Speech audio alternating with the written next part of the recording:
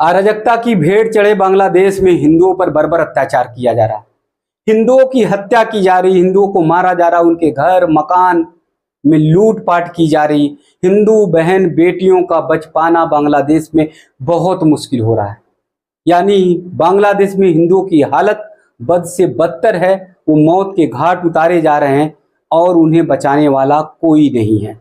आप समझ सकते हैं उस बांग्लादेश में, जिस बांग्लादेश में बांग्लादेश को बनाने के लिए मुजीबुर रहमान ने अपना सब कुछ सर्वस्व न्यौछावर कर दिया। उस बांग्लादेश में उसके संस्थापक उनको मार दिया जाता है, उनके परिवार को मार दिया जाता है, उनके परिवार की पूरी हत्या कर दी जाती है, उनकी प्रतिमा को तोड़ दिया जाता है, उनकी प्रतिमा पर चढ़कर उन्हें धाराशाही कर दिया जाता है। तो उस बांग्लादेश में हिंदू कैसे बच सकता है? बहुत बड़ा सोचने का सवाल है, बहुत बड़ा प्रश्न है।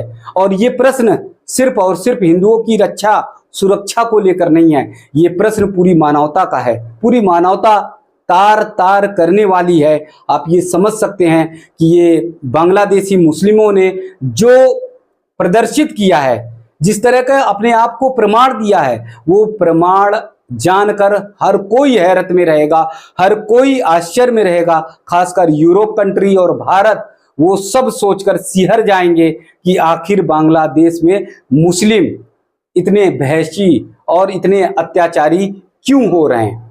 कि जिसने बांग्लादेश को बनाया, जिसने बांग्लादेश के लोगों की सुरक्षा के लिए अपना जीवन दांव पर लगा दिया, अगर मुजीबुर रहमान ने निर्णय नहीं लिया होता, बांग्लादेश को अलग राष्ट्र अलग देश बनाने का निर्णय नहीं लिया होता, तो बांग्लादेश आज पाकिस्तान में होता। पाकिस्तान के अत्याचार से, एकदम पाकिस्तानियों के प्रहार से वो बच नहीं पाता। आए दिन उनकी मौत होती। जिस तरह से बलूचिस्तान में मुस्लिम पाकिस्तान के होने के बाद भी आए दिन मारपीट उनके साथ हो रही, आए दिन उनकी हत्याएं होती रहती हैं, उसी तरह से बांग्लादेशियों की भी हत्याएं होती, उनके साथ मारपीट होता, उनके साथ दोहरा मापदंड अपनाया जाता।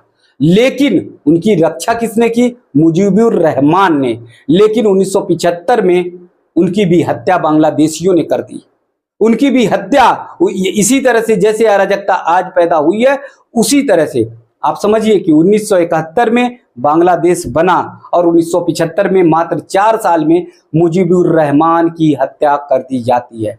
जिसने तुम्हारे लिए सब कुछ किया, जिसने तुम्हारे लिए पूरा का पूरा अपना जीवन दांव पर लगा दिया, अगर मुजीबुर रहमान हाथ में आ जाते पाकिस्तानियों के, तो उनका क्या हश्र होता, ये आप सोच सकते थे। सीधे सीधे फांसी के फंदे पर चढ़ाए जाते, सीधे सीधे मुजीबुर रहमान बीच चौराहे में, पाकिस्तान के बीच चौराहा पर पत्थरों से मार मार कर उनकी हत्या कर दी जाती। लेकिन उस समय भारत ने सहायता दी, भारत ने मदद दी और भारत की मदद के बाद बांग्लादेश बन पाया। और उस बांग्लादेश के निर्माण में मुजीबुर रहमान की बहुत बड़ी भूमिका रही, बहुत बड़ा योगदान रहा। और यही मुजीबुर रहमान बंग भंग बंधु के नाम से चर्चित हुए, जो शेख हसीना के पिता थे।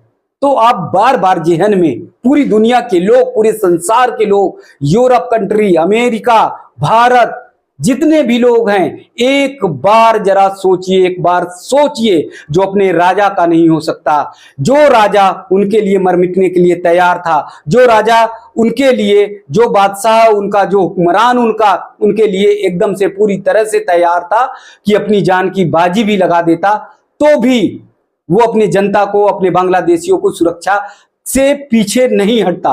उस राजा की, उस मुजीबुर रहमान की हत्या बांग्लादेशी कर देते हैं। तो आप ये समझिए शेख हसीना उनके लिए कौन सी बहुत बड़ी चीज थी।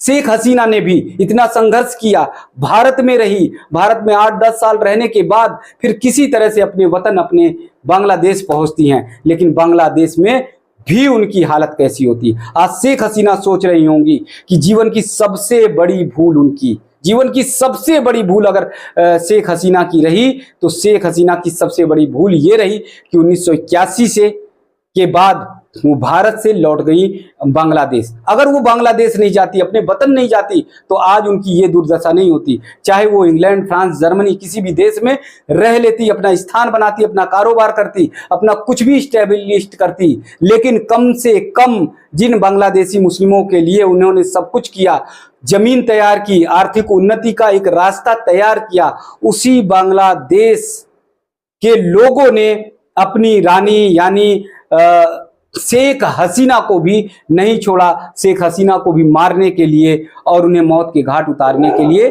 दौड़ पड़े। तो फिर आप साफ तौर पर समझ सकते हैं कि जब शेख हसीना, जिन्होंने बांग्लादेश के लिए अपना सब कुछ न्यौछावर कर दिया, अपनी जान की बाजी लगाकर बांग्लादेश पहुंची और वहां के लोगों के लिए सब कुछ अर्पित करने की कोशिश की कि उनकी उन्नति हो और कैसे बांग्लादेश बदले, जब उन्हें नहीं छोड़ा जा रहा तो फिर वहां पर हिंदुओं को कैसे छोड़ा जा रहा होगा, हिंदुओं को कैसे उनकी जान बख्शी जा रही होगी, आप सब समझ सकते हैं। पूरे बांग्लादेश में सूचना आ रही है कि जगह जगह पर हिंदुओं को मारा जा रहा है, जगह जगह पर हिंदुओं के घर तोड़े जा रहे हैं, मकान तोड़े जा रहे हैं, उनमें आग लगाई जा रही है, जगह जगह पर हिंदुओं के मंदिरों में तोड़ फोड़ की जा रही है। इस्कॉन जैसे मंदिर पर हमला कर दिया गया, वहाँ जो 2-4 भक्त थे, जो अनुयायी थे, इस्कॉन के जो प्रचारक थे, वो किसी तरह से बचकर, जान बचाकर भागते हुए नजर आए।